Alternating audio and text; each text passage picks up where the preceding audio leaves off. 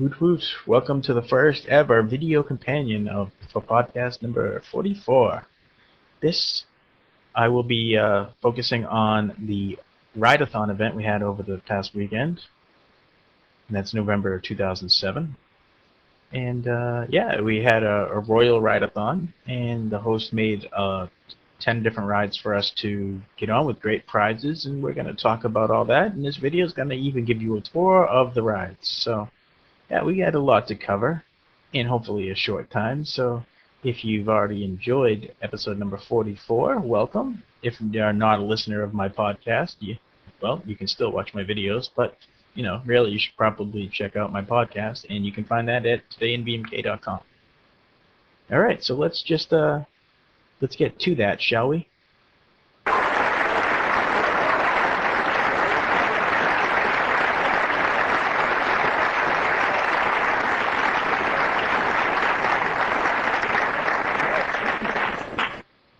Okay, it makes sense to talk about how the ride-a-thon happened and the prizes that were there. Now, what happened was it went from starting on Thanksgiving through the weekend. So we had 4 days and a different prize every day, and the more you rode, the more prizes you got. I would like to say it's definitely the best event that VMK's ever put on, as far as there were really no issues. VMK didn't go down at all. There was no blocking. There was no the lines were ran pretty much from between 175 people to say 350, I think was the biggest line I saw.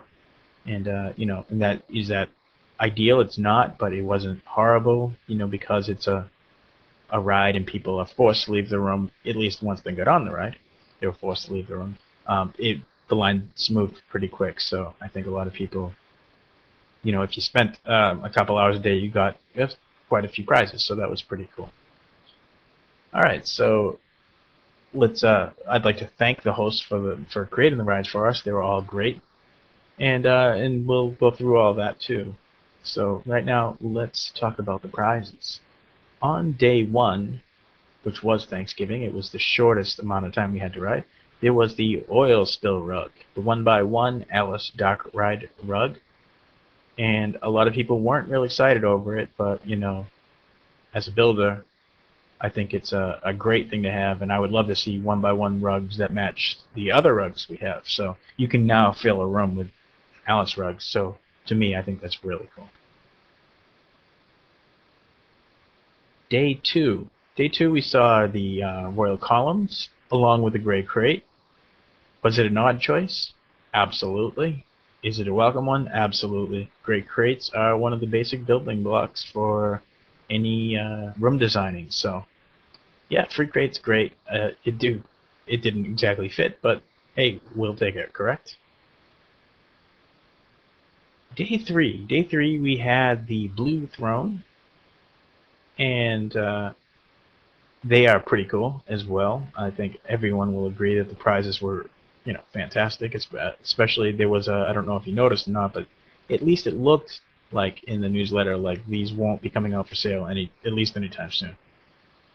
So yeah, I got myself a bunch of those as well. And finally, on day 4, we got the clouds.